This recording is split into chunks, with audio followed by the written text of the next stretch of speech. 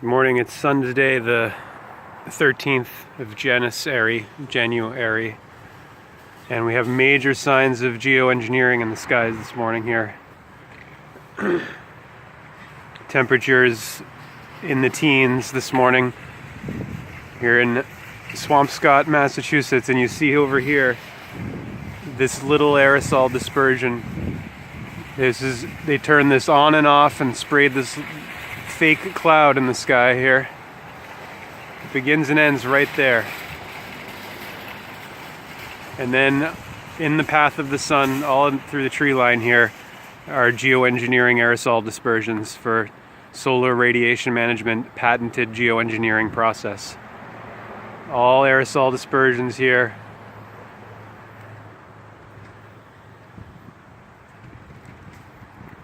It's a marvel that the general public is so incredulous about the ability to manipulate the weather. Oh, man can't control the weather now.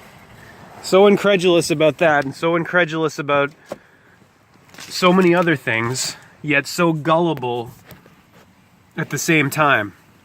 You know, so credulous about the major mainstream news outlets. Most people, the vast majority of people, will only believe something if it's announced on your freaking nightly news networks, commercial, corporate sponsored networks, when the reality is that the real show with any of that is the commercials, the advertisements. The programs are just, that are being paid for by the advertisements, are just the filler. And if they don't support the commercial products that are paying for them, the commercial enterprises, the corporations will immediately remove their support, their financial support. That's why you will not hear the whole story from any of these outlets, because the corporations that are doing the geoengineering absolutely will not allow it to be reported. And yet it's the number one story. So we got corporate media prostitutes, whores of the system, of the establishment. We read yesterday about Carl Jung's difficulty with the media in the 1950s, the psychoanalyst. When he was asked about if he believed in God, he said he didn't have to believe because he knows. You don't have to believe in what you know, right? If you know something, right, like this, it's going to make a knock if you put your knuckles to it. Knuckles, L's, right? You don't have to believe in that because you can prove it and you can know it. To Jung and many others, God is knowable. God is an intelligible, meaning sensible, sphere, or oval in this instance, who's an intelligible sphere whose center is everywhere, but whose circumference is nowhere. Meaning, God is an intelligible mystery made manifest, and it's you. Look in the mirror for the miracles. Mira, look. Ra, the sunlight. Look. See the light. Remember in The Matrix when Morpheus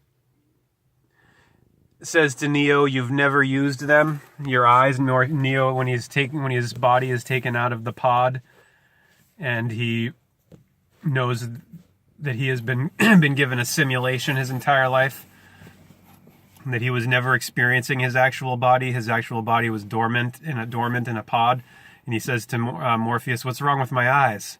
And Morpheus says, "You've never used them." 99.9% of the public in this society, in this age, here in 2018, have never used their eyes. All three. And they've never seen. As Da Vinci says, learn how to see, realize everything connects to everything else. There's no point at which anything is disconnected on a sphere. Circle here, a two-dimensional oval, two-dimensional representation of a sphere. 3D. The three trees of the doors, the three Ds of the doors and the trees, the four quartors of the yearly cycle of nature. Soon I will be going to Edom Online Live, the etymology sites. It's time that I read the Proto-Indo-European root of all of these bull words, bell, bull, ball, bull, and which is B-H-E-L, Proto-Indo-European, or Aryan. That's how they say Aryan, because you can't say the word Aryan, so they have Proto-Indo-European, P-I-E, or P-I-E, the E of the three of the tree of the east of Aries. 360, 3 sixes.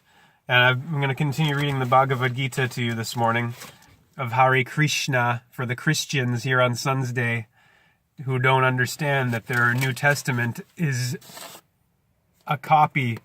It's a retelling, repackaging of the Hare Krishna Bhagavad Gita of India. And it's obvious when you read it. And you read the New Testament canon, Matthew, Mark, Luke, John. It's all the story of Krishna, Christ, the Savior, the archetype, the God-man, anthropomorphism. I mean, you read some of the criticism of the Bhagavad Gita. I was reading some yesterday in another copy at Life Alive, downtown Salem. Really good vegetarian food. But yesterday it was, they gave me a big bad avocado, like a bad avocado was part of the dish. It was freaking bizarre. So it's like the day before I got a burnt flatbread. What the hell's going on? And so where was I? Infinite of the H. The 8 is the letter H, right? So the 666 in Revelations, the Bible's Genesis, genetics to Revelations, death. Genesis is birth, begetting, the gens of gender, and eugenics and genetics, and then the ending of the death of Revelations, of the exhalation of the end.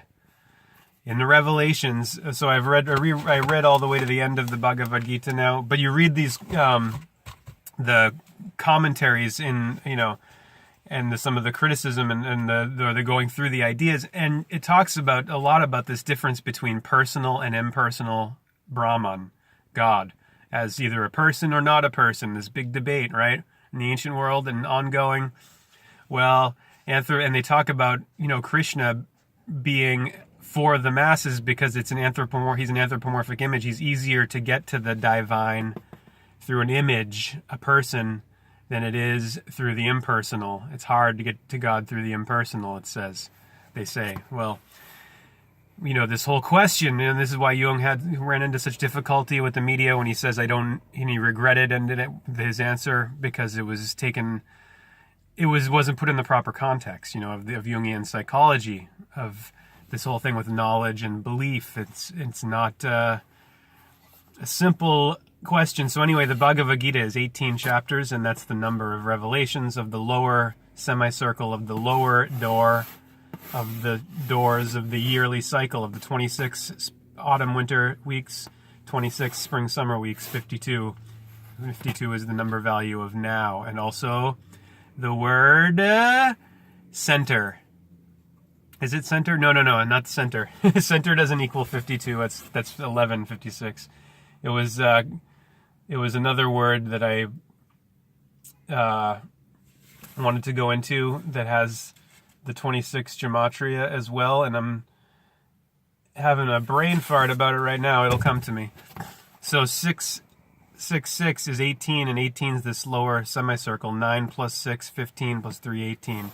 Of the 6 plus 6 plus 6 of the number of man. Man's beast nature, his lower 3 centers, lower 3 chakras, below the belt of Libra. Libra and Aries are Eve and Adam, even and odd. Dawn, evening and dawn.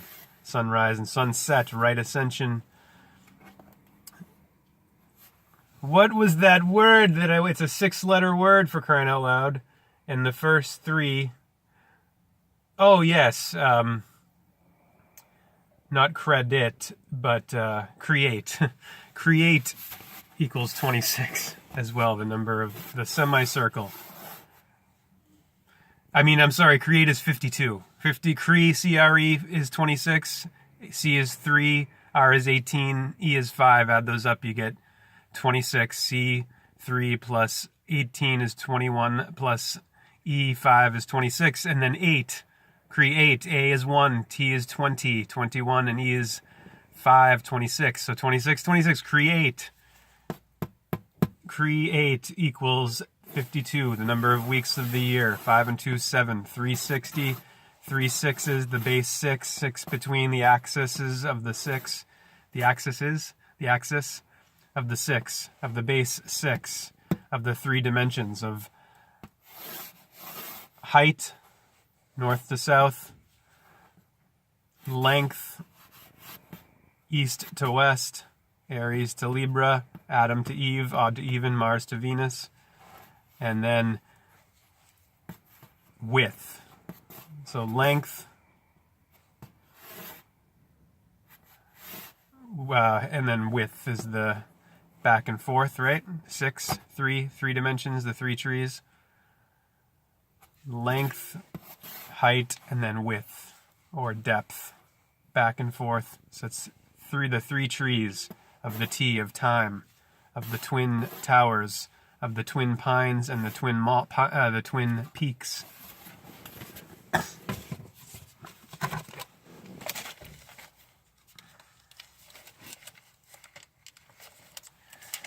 "18 chapters in the Bhagavad Gita, 1 and 8 and 9, of the fine line, of the equiline, of the equator, of all equations."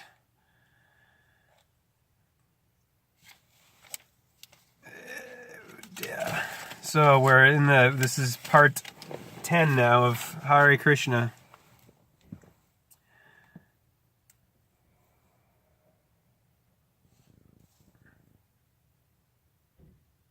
Let a man lift himself by himself.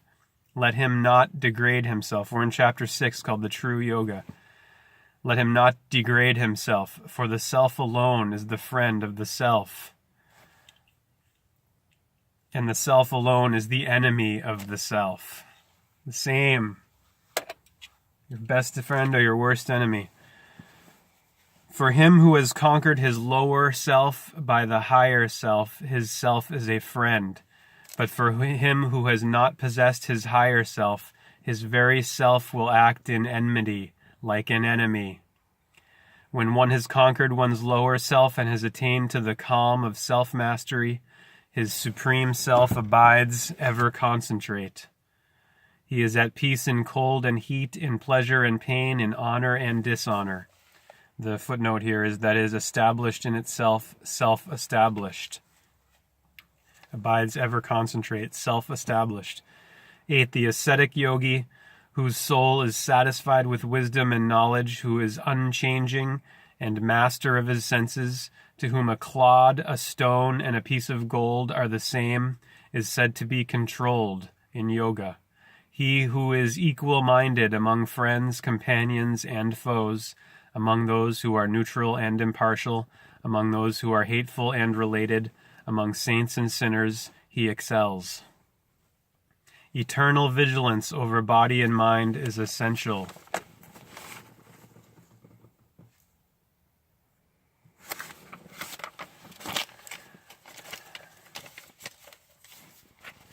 Let the yogin try constantly to concentrate his mind on the Supreme Self, remaining in solitude and alone, self-controlled, free from desires and longing for possessions.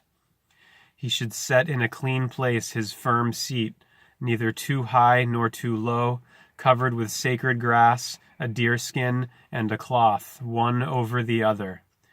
There taking his place on the seat, making his mind one-pointed, and controlling his thought and senses, let him practice yoga for the purification of the self. Holding the body, head, and neck erect and still, looking fixedly at the tip of his nose, without looking around, without allowing his eyes to wander. Serene and fearless, firm in the vow of celibacy, subdued in mind, let him sit, harmonized, his mind turned to me, and intent on me alone. The yogin of subdued mind, ever keeping himself thus harmonized, attains to peace, the supreme nirvana which abides in me.